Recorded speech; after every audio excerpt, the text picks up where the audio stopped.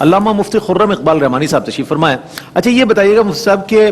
زبان کے ذریعے ہونے والے ہمارے اعمال سے جو نقصانات ہوتے ہیں ان نقصانات کی میں چاہتا ہوں کچھ نشاندہی کیجیے. بسم اللہ الرحمن الرحیم والصلاة والسلام علی رسولہ الکریم اما بعد. رئیس بھائی اس کے جو نقصانات ہیں وہ انفرادی سطح سے لے کر اجتماعی اور قومی سطح تک کے نقصانات ہوتے ہیں. جتنا غلط جملہ زبان سے نکلے گا اس کی جتنی زیادہ کیپیسٹی ہوگی اتنا زیادہ نقصان بھی ہے اس کا. جتنی رینج ہوگی اس کی جتنی زیادہ رینج ہے. کوئی ایسا شخص ہے جو دو شخصوں کے درمیان معاملہ ہے اس میں اگر کوئی غلط بات نکلی تو وہ آپس کا ذاتی نقصان ہوگا. لیکن ریاستوں کے درمیان گفتگو ہو رہی ہے, کوئی اس طرح کا بنیادی شخص ہے جس کی ذمہ داریاں بہت زیادہ ہیں اور ریاست کا نمائندہ ہے, اور اگر وہاں پہ وہ زبان کا صحیح استعمال نہیں کرتا تو اس کے جو نقصانات ہیں وہ پوری قوم کو بھی بھگتنے پڑ سکتے ہیں. یہی وجہ ہے کہ جو ہم گفتگو کرتے ہیں اس کی اکاؤنٹیبلٹی یا اس کی جو سینسرشپ, جیسے آپ نے کہا کچھ بھی کانٹینٹ دے دیا تو یہ جب ہم بولنے لگتے ہیں تو اللہ سبحانہ و تعالیٰ نے باقاعدہ اس کی ایک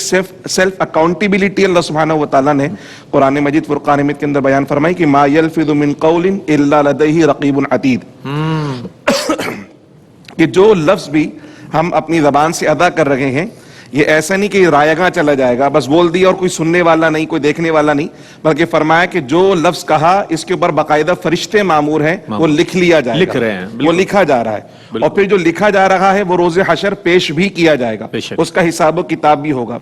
دوسری اکاؤنٹیبلٹی بتائی کہ انہ هو السمیع البصیر, جس پروردگار پر تم ایمان رکھتے ہو تمہارا ایمان ہے, اس کی صفات میں سے کیا ہے کہ وہ سنتا بھی ہے اور دیکھتا بھی ہے. تو جو کچھ تم کلام کر رہے ہو, کلام کرنے سے پہلے سوچو کہ پروردگار بھی اس کو سن رہا ہے. یہ اکاؤنٹیبلٹی اگر ہمارے دل میں جاگزی ہو جائے تو بہت سارے معاملات کے اندر بہتری آ سکتی ہے. پھر نقصانات کے اندر اگر ہم دیکھیں تو سب سے بڑا نقصان تو یہ کہ اللہ عز و جل کی ناراضگی ہے, یعنی ایسے کلمات زبان سے نکال دیے جو اللہ عز و جل کو ناراض کرنے والے ہیں. یہ سارا کا سارا قصور زبان کی ذریعے. اسی طرح ایسے کلمات نکال دیے جو مسلمانوں کی دل آزاری کا سبب بننے والے ہیں. پیارے آقا صلی اللہ علیہ وسلم نے فرمایا المسلم من سلم المسلمون من لسانہ و یدہ, مسلمان تو وہ ہے جس کے ہاتھ اور زبان سے مسلمان محفوظ رہے. تو زبان سے بھی تکلیف پہنچائی جا سکتی ہے, بلکہ بڑا مشہور یہ مقولہ ہے کہ جراحات السنان لہت تیام, جو تلواروں کے زخم ہوتے ہیں نا اس کو تو مرہم سے مندمل کیا جا سکتا ہے, وہ ٹھیک کیے جا سکتے ہیں,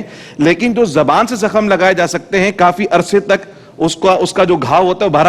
بھرتا نہیں ہے, بڑے لمبے عرصے تک وہ تکلیف کے اندر بندہ مبتلا رہتا ہے. تو زبان کے ذریعے جو تکلیف پہنچائی جاتی ہے اس کا اثر جسم پر ہی نہیں روح کے اوپر ہوتا ہے, قلب کے اوپر ہوتا ہے. یہی وجہ ہے کہ پیارے آقا صلی اللہ علیہ وسلم نے ایک حدیث مبارکہ میں یہ بھی ارشاد فرمایا کہ جب صبح ہوتی ہے تو تمام اعضاء جو ہے وہ زبان کے سامنے دس بستہ کرتے ہیں کہ اگر تو ٹھیک رہی تو ہم بھی سیدھے رہیں گے, اور اگر تو ٹھیک نہ رہی تو ہمیں بھی نقصان بھگتنا پڑے گا. تو یہ جو زبان کے ذریعے کیفیات ہیں, بڑے بڑے گناہ ایسے ہیں جو جہنم میں لے جانے والے ہیں, جس طرح بھی احادیث مبارکہ بھی پیش کی گئیں کہ پیارے آقا صلی اللہ علیہ وسلم نے ضمانت کا ارشاد فرمایا تو غیبت وہ زبان کے ذریعے, جھوٹ زبان کے ذریعے, گالی زبان کے ذریعے, فحش گوئی یہ زبان کے ذریعے. تو ایسے بڑے بڑے گناہ جو جہنم میں لے جانے کا سبب ہیں اور بڑی آسانی کے ساتھ زبان سے ادا ہو جاتے ہیں, اس کے بہت زیادہ نقصانات ہیں, تو بہت زیادہ خیال رکھنا چاہیے.